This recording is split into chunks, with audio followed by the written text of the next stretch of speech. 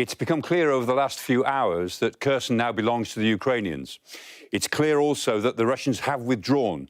They've left the city of Kherson and, more importantly, they've left the western bank of the Dnipro River. And so they've pulled out not just of the city, but are pulling out of the areas north of the city, at Novokukhovka, and some of the areas at Berislav. Now, that pullout may take some time, but undoubtedly that is what they're doing. This is a huge victory for the Ukrainians. It's not only a symbolic victory, because Kherson was the only significant city that the Russians took, but it's also a military victory because it puts most of Crimea in range of the rockets and the missiles that the Ukrainians can now bring up onto their side of the river Dnieper. However, there are problems as well. The bridge, the Antonovsky Bridge, is down. The Russians have made sure that they have destroyed the bridge. This is the main bridge, the M14 highway that ran through the area.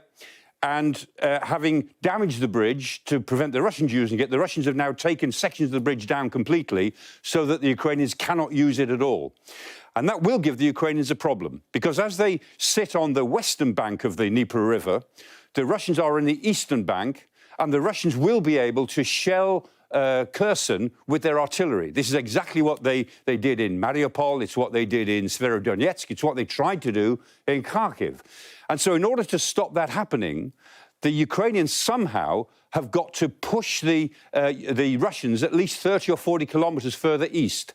And so although the Ukrainians can attack Sevastopol, which is a huge prize for them, they've really got to concentrate on either across the river or, more likely, from somewhere in the north. They've got to put enough pressure on those Russian forces to make them withdraw further away out of artillery range. Only then will Kherson city be safe.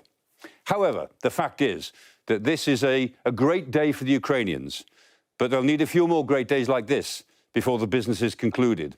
The fact is, this war shows all the signs of lasting for some time yet.